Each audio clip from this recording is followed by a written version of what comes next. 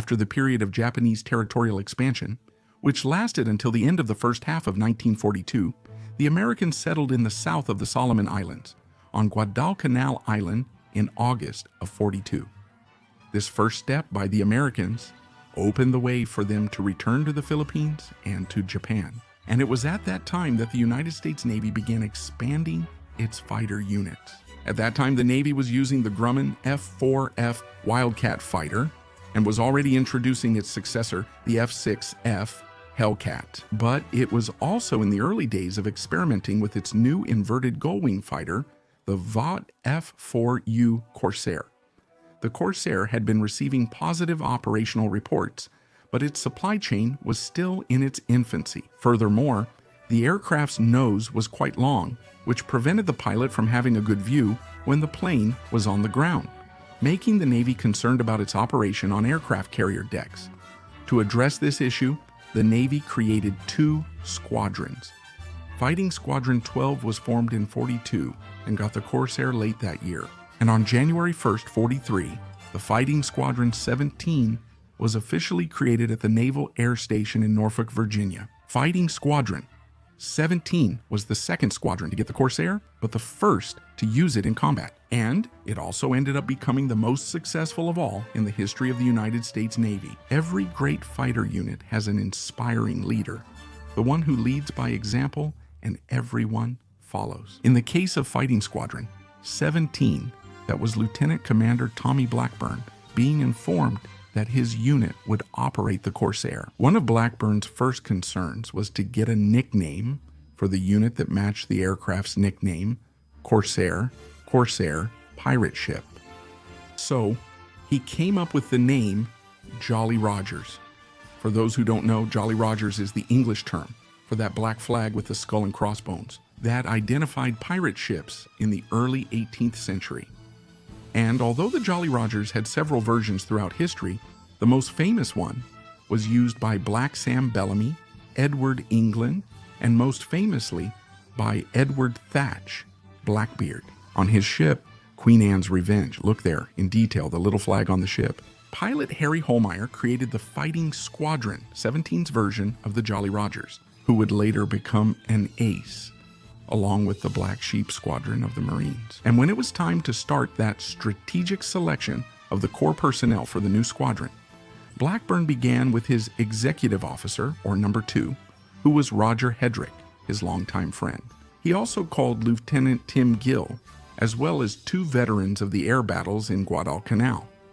Only these 5, including Blackburn, had any real experience with combat aircraft. The other 42 pilots in the squadron were complete rookies. However, one of those rookie pilots was Ira Cassius Ike Capford. I want you to remember that name. By implementing a type of training that was considered wild and even dangerous by some, Blackburn ended up clashing with the admirals and his commanders back at the Norfolk Air Base.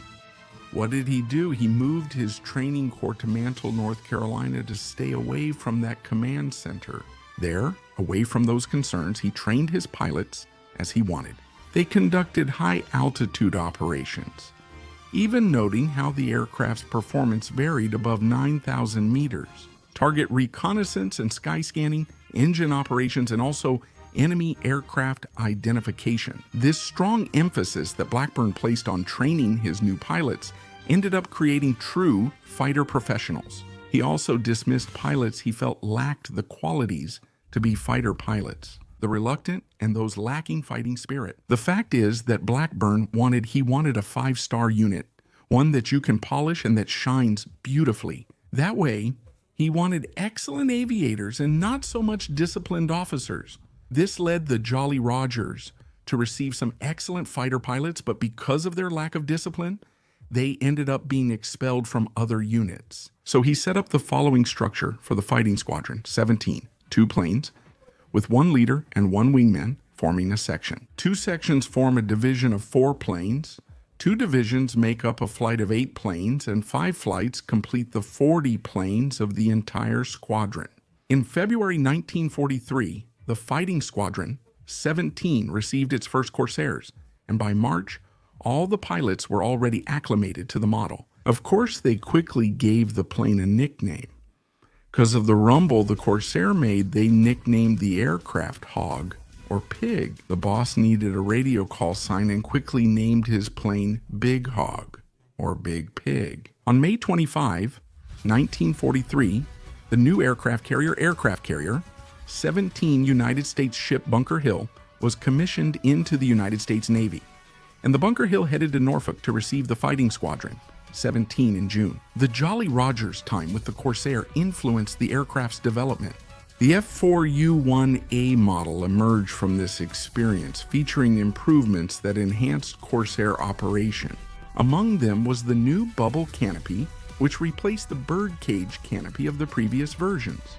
The pilot's seat was raised by 18 centimeters, and the landing gear's tailwheel was raised by 15 centimeters. These three main changes made the pilot's visibility, whether on the deck of an aircraft carrier or even in the air, much better in this model. The period aboard the aircraft carrier Bunker Hill was focused on landing training, because that was the worst and most dangerous activity for the Corsairs. A bad landing could cause fatalities, heavy losses, or even make a very expensive warship, like an aircraft carrier, inoperable. There were so many problems that the Navy even considered removing the Corsairs from Fighting Squadron 17 and replacing them with Hellcats. But Blackburn insisted that the Corsair was the top fighter aircraft and that the factory would soon be delivering the new F4U-1A models.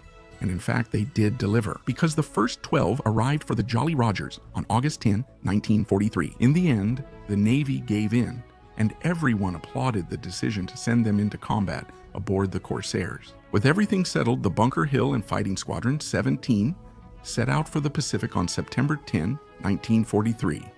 It's like we say, a poor man's happiness doesn't last long. When they were anchored at Pearl Harbor, once again the Navy sent a message to Blackburn, this time a final one. They were supposed to disembark at the Bunker Hill and land on Espiritu Santo Island in the Vanuatu archipelago to begin operations on land. The Navy's claim was not so much about the technical aspects of operating the Corsair on aircraft carriers, but rather Vaught's supply chain, which was much smaller than Grumman's, which had already been developed for several years. Keeping the Corsairs operational on aircraft carriers at that point would be a headache the Navy didn't want, a time buried in problems. Already active in the Solomon Islands, the squadron could use the Marines' established supply chain, as they had operated the Corsair since February. So, on October 12th, the Fighting Squadron 17 boarded the escort carrier United States ship Prince William and headed to Espiritu Santo, where they arrived on the 25th. The very next day, they took off from there and ended up in Guadalcanal, the island to the south of the Solomon Islands archipelago. From there, they were sent to the Ondongo airfield on the western tip of New Georgia Island, which had just been captured from the Japanese. They were to report to General Nathan Twining, commander of the Solomon Islands Air Forces, who later became Chief of Staff of the United States Air Force under Eisenhower. Are you enjoying this video too? Then I'd like you to give it a thumbs up and subscribe to the channel, because there's good stuff coming up. So, at 7:30 in the morning on October 27th, the Jolly Rogers approached Ondongo for the first time, making that typical aircraft carrier approach, landing at 30-second intervals and using only 60 meters of runway. Of course, they did that to make an impression, but the Army pilots and the New Zealand pilots, who were already operating on the runway, thought they were a bunch of crazy lunatics. On that same day, the Jolly Rogers pirates began their operational missions, providing support for the New Zealand landing on the Treasury Islands, which were just a little south of Bougainvillea. These missions, which lasted until the 30th, were mainly to warm up the pilots since there was no enemy contact. But on the afternoon of the 30th, the Jolly Rogers opened fire for the first time. That was when they assisted a Catalina on a Dumbo mission, which rescued pilots who had fallen into the water. An Allied pilot made a forced landing near the Treasury Islands and had to be rescued by a Catalina. Meanwhile, the Jolly Rogers attacked Japanese beach positions to stop them from targeting the pilot being rescued. But all of that was just a warm-up for what would happen on November 1st. It was the Jolly Rogers' first contact with the enemy in the air, and they flew missions covering the American landing at Cape Torokina in Bougainville, That morning, Blackburn was leading the first flight of 8 aircraft when he received a radio warning of buggy, meaning enemy aircraft in the area. These aircraft were 18 Aichi D-3A Val bombers escorted by 12 Mitsubishi A-6M0 fighters. He quickly made a shallow dive, accelerating to 650 kilometers per hour to intercept. In the adrenaline of that first combat, Blackburn opened fire from a distance of 500 meters, way too far. He hit the opponent, but didn't destroy him. On the recovery, he climbed back up to 6,000 meters. After recovering, he found himself behind a Zero that was nearby and unaware of him. Blackburn opened fire at 200 meters and blew up the enemy plane, and his Corsair flew right through the explosion. His pilots, Jim Strayed and Tom Killefer, each also got a 0. The second division of 4 planes, commanded by Ted Bell, made a first pass following Blackburn, but they had to abort due to speed. But the pilot Ray Beecham got on the tail of a Zero, which tried to escape him by diving. The Japanese didn't realize the Corsair was much heavier than the Zero and caught up to him during the dive. So, at just 200 meters, Ray Beecham opened fire and blew up the enemy Zero. But then, 2 other Zeros that were on his tail shot up his plane completely. He just made it back to base with the plane riddled with holes. On the way back to Ondongo, Blackburn spotted a New Zealand P-40 in the distance being chased by a Zero. Well, of course, that situation was going to end in a Japanese victory. So Blackburn, in desperation, opened fire from an extreme distance. The Japanese pilot saw that burst and went after Blackburn. And in fact, he came head-on, straight at his Corsair. Blackburn simply opened fire with all 6 machine guns and blew up the enemy Zero. But the dark side of war hit them in less than 24 hours. That same day, Lieutenant Johnny Keith became the first Jolly Roger to be lost. Johnny Keith made a forced landing in the water and was even spotted by some of his colleagues. But night fell and the rescue missions couldn't be launched. Next day after they launched, he was missing. On November 8th, the Jolly Rogers escorted bombers for the first time. These were B-25S, which were attacking the Bucca airfield in Bougainville. On that mission, Blackburn spotted a light Japanese transport, a Nakajima Ki-34, approaching to land at Bucca. He didn't miss the chance and blew up the enemy plane. And later that same day, the flight led by Roger Hedrick shot down 2 more Zeros. After a week of experience, Blackburn started dismissing those pilots he considered to have moose fever, those who lacked the courage to fire the 6 machine guns at another person. He also dismissed those who had the so-called Kihili knock, which were the ones who called over the radio saying the engine was malfunctioning every time they went on a dangerous mission. Nothing the Jolly Rogers had seen so far compared to what they would experience on November 11th, 1943. The United States Navy launched a major air attack on the Japanese naval base at Rabaul in the Bismarck Archipelago. The Jolly Rogers provided air support for the 5 aircraft carriers in the task force. That morning, Blackburn shot down a lone Kawasaki Ki-61 that entered the American naval formation. But at 1 o'clock, the radar on the aircraft carrier United States ship Essex detected a massive formation of enemies coming quickly in its direction. Blackburn then heard over the radio, "Attention, 30 Zeros escorting 25 Vals at 11 o'clock. Later, Blackburn recalled, this was the last clear message he heard on the radio.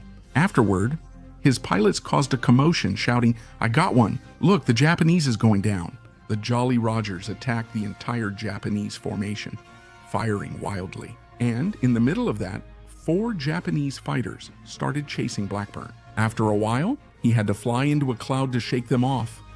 Inside the cloud, with his heart back in his chest, he realized his altitude had dropped and decided to come out. As he came out, Blackburn was nearly killed by Roger Hedrick, who fired at his plane but didn't shoot him down. That day, the Jolly Rogers shot down no less than 18 enemy planes, and of those, 4 were shot down by Ira Capford, who was awarded the Navy Cross that same day, the 2nd highest decoration for bravery in the United States Navy. The Japanese suffered 137 losses in the air, and from that day on they gave up using Rabaul to anchor large warships. On December 2nd, the Jolly Rogers ended their first combat tour and went to spend 2 weeks of well-deserved rest in Australia. There they celebrated with plenty of drinking and women. Of course, they're pirates before returning for their second combat tour, now at the forward base in Torokina, Bougainville. Then they faced a huge problem. When they returned to Espiritu Santo, the Jolly Rogers acquired 148 bottles of beer. How will you send that to the front line? They couldn't use ships. It was forbidden and would be confiscated. So Lieutenant Hal Jackson suggested that the beers could be stored in the ammunition compartments in the wings of the 24 Corsairs. Someone did the math and saw that if they carried only a third of the ammunition, they could both defend themselves from the Japanese on that mission and carry the beers. Blackburn gave his green light, so the Jolly Rogers took off from Espiritu Santo loaded with beers to drink in Bougainville. While the Jolly Rogers were away, the Japanese evacuated all their aircraft from Bougainville and concentrated them all in Rabaul, about 300 aircraft. This made Rabaul a huge target. On January 26, during the Jolly Rogers' second tour's first mission, Blackburn became the unit's first ace by downing his 5th enemy aircraft. However, on that same day, 2 of their pilots were lost. The next day, Fat Bell went missing after his division was attacked by 70 enemy fighters. Despite the loss, the Jolly Rogers still downed 16 enemy planes. The battle that day produced a famous photo of Ensign Henry Jagger cheering after returning from the mission. But despite the positive results, this kind of loss rate was unsustainable for the Jolly Rogers. Concerned about this, Blackburn developed a new strategy. He would have 6 extra planes flying above the original formation that escorted the bombers. And these 6 extra planes were responsible for attacking any enemy aircraft that came into contact with the squadron. This paid off on the 28th, when the extras shot down 4 enemy aircraft and the rest shot down another 10. In the last 6 days of January, while the Jolly Rogers operated, they downed 60 enemy aircraft, losing 6 of their own. And they maintained an impressive record that no bomber they escorted was ever shot down by an enemy aircraft. On February 6th, Blackburn led the Jolly Rogers in fierce combat over Rabaul, and on that day, he shot down no less than 4 aircraft. On the way back, his new wingman requested a transfer from the Jolly Rogers, claiming the unit was full of crazy people. And on the 19th of that month, the Jolly Rogers gave the Japanese their final beating. 16 planes were shot down, 3 of them by Ira Capford. The next day, the Japanese withdrew all their planes from Rabaul and never again put any kind of air defense there. With no other serious air opposition in the area, the Jolly Rogers flew their last mission on March 6, 1944, ending their World War II chapter, and being replaced by Fighting Squadron 34 the next day. In total, the Fighting Squadron, 17 Jolly Rogers, marked their place in history with 154 enemies shot down, forming a roster of 13 aces, more than any other squadron in Navy history. Tommy Blackburn received a Navy Cross and became the Air Group Commander of the aircraft carrier United States Ship Midway in 1945. His executive officer, Roger Hedrick, took command of Fighting Squadron 84 on the aircraft carrier Bunker Hill, and he survived the double kamikaze attack that hit that aircraft carrier on May 11, 1945, off the coast of Okinawa. The greatest ace, Jolly Roger Ira Capford, with 16 victories, remained at the top of the Navy's ace list until June 19, 1944, when Alex Vressel started shooting down Japanese planes like crazy. But that's a story for another day. Another unit, also called VF-17, this time using Hellcats, was also stationed on the Bunker Hill in 44. And although very successful, it had no connection with Blackburn's original Jolly Rogers. Well, if you like this video, I hope you give it a like, subscribe to the channel, and hit the bell so you get notifications as soon as I post more videos. I'll stop here for now. Thank you for watching, and here's a big hug from your SDG.